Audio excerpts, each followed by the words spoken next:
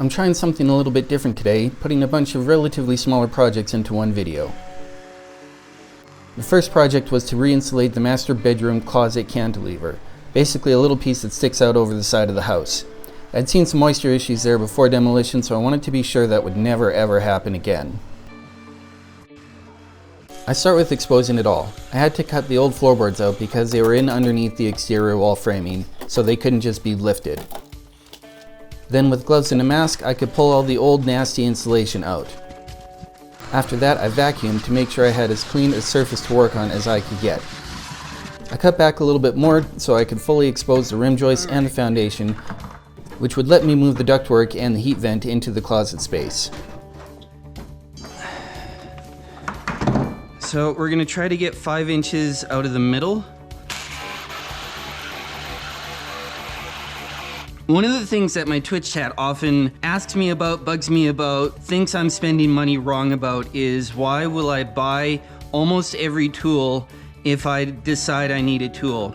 And small little garbage jobs like this are exactly why. I want to run that heat run into this cantilever space, and I can't do that with this concrete in the way. Well, if every time I needed to bust up some concrete, I was just like, well, I won't need to do it very often, so I'll just go rent the tool. Then I wouldn't have the tool. Because I bought the tool, and I got the cheap one with the cord, and like, you know, I'm not wasting money about it, but because I bought the tool, I have it, and I can just get back to work. And then a little bit more cleanup after the concrete bust up. I got a piece of heat run and installed the new boot. Cut a piece of blocking to screw the boot to.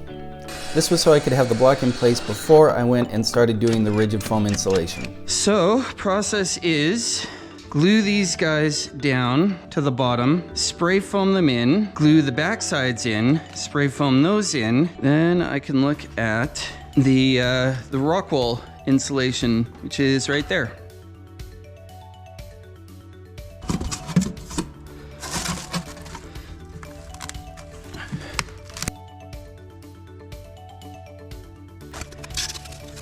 So I'm trying to leave enough space above and below that I can get some spray in there. After the rigid insulation was in, I could install the heat run.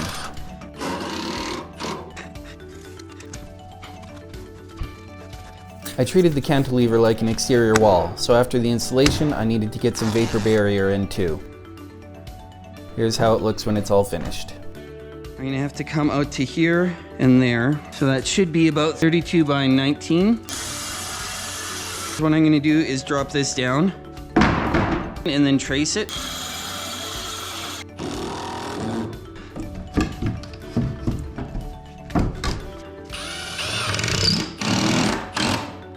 Wiggle, wiggle, wiggle. I've got a 42 and a 47.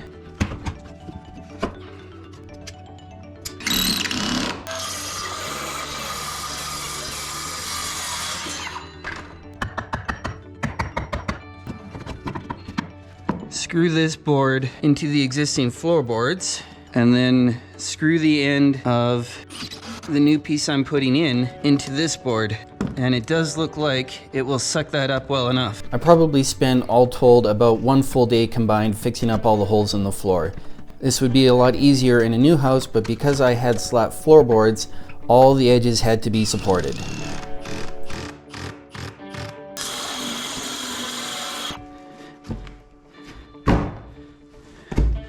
From up here, instead of putting the support and screwing it to the beam and screwing it to the beam and lots of up and down stairs time, just screw it into these boards here, and then when I get to the patch, screw the patch into the same board. So I've got a 2x4 running here, but the 2x4 is essentially floating. It's not attached to either of the floor joists, and that's actually working really well.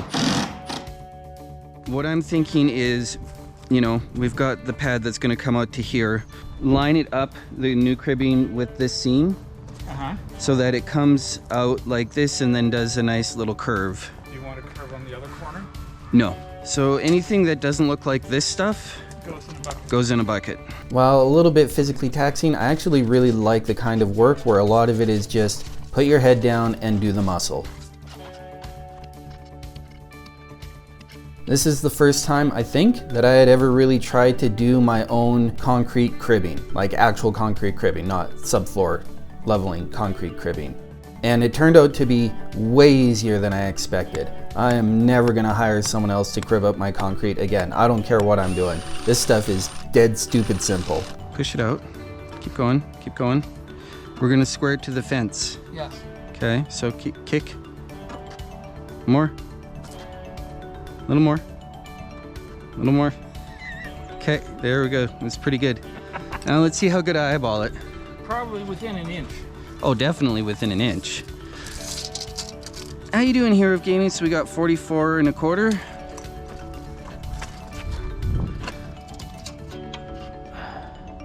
Within a quarter of an inch. Within a quarter of an inch. I'll accept that. Technically, that's actually within an eighth of an inch because the second measurement was 44. So when you take the two and you split the difference, you get 44 and an eighth on both sides. I can eyeball to an eighth of an inch. How tight of a curve do you want? This one will do just fine. Pull it out this way more.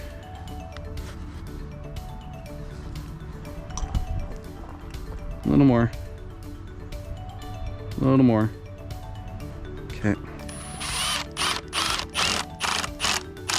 I'm trying to make it enough of a curve that you won't really risk driving over it. Yeah.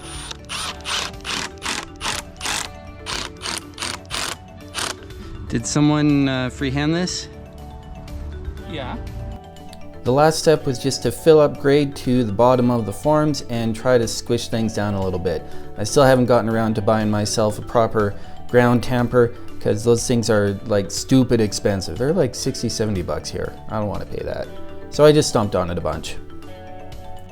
This last project was getting the bathroom and laundry vents installed on both the interior and exterior of the house.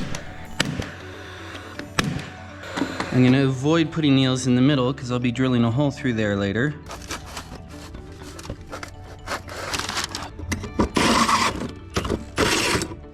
There. Okay, so that's about the depth that we'll have.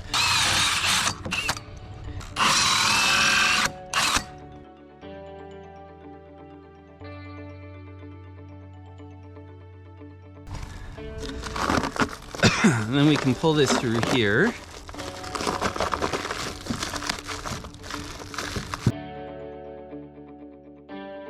Now that's definitely in the right spot. I'll get some paint touch-up later.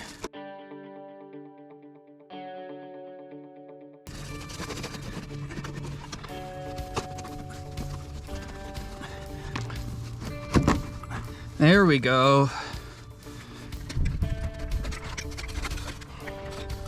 Yeah, that was not going to get through there with anything on it. No, there are no snakes in Canada.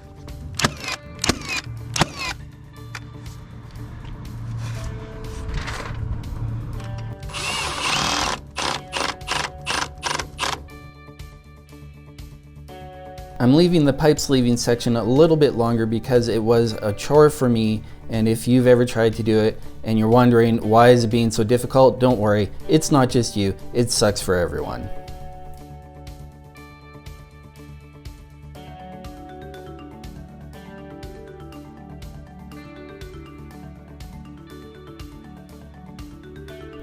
The inspector wanted this exhaust pipe sleeved and fastened.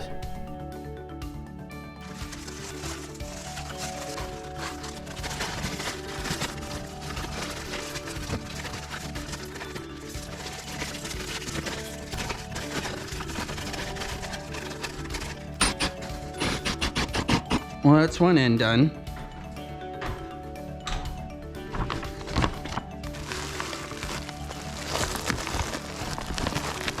Oh, so much easier. Thank you, Panasonic.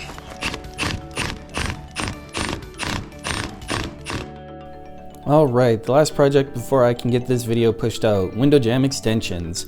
If you want to see the actual trim, I have a couple of videos up about that already. Feel free to check them out, I'll link them below. Can't buy windows with vinyl jamb extensions here unless I'm paying someone else to install them. If I want to install them, I have to buy windows and then build jam extensions out of wood after, which is a real shame because in the great frozen tundra of Kanukistan, windows condensate a lot of water here in the winter, and vinyl jams would stand up to that a lot better. But here we are, so here we go. First, I had to start, as usual, with cleaning up other people's mess. Vapor barrier guys globbed acoustical sealant over everything, so I got to discover that goo gone gets it gone goo. Duh. Then, because drywallers are terrible, I had to clean up all their ratty edges, either now or when I come back to put the trim on. The trendy thing lately is to build jam extensions as a box and install them with screws for spacers, so that's what I did. I one-upped that by making a little jig that would let me set the height of the screws very, very close to their final position. Then, after getting my measurements, it was down to the basement where I was keeping the table saw and the miter saw. Then I could nail my jam extension boxes together and get them put in place.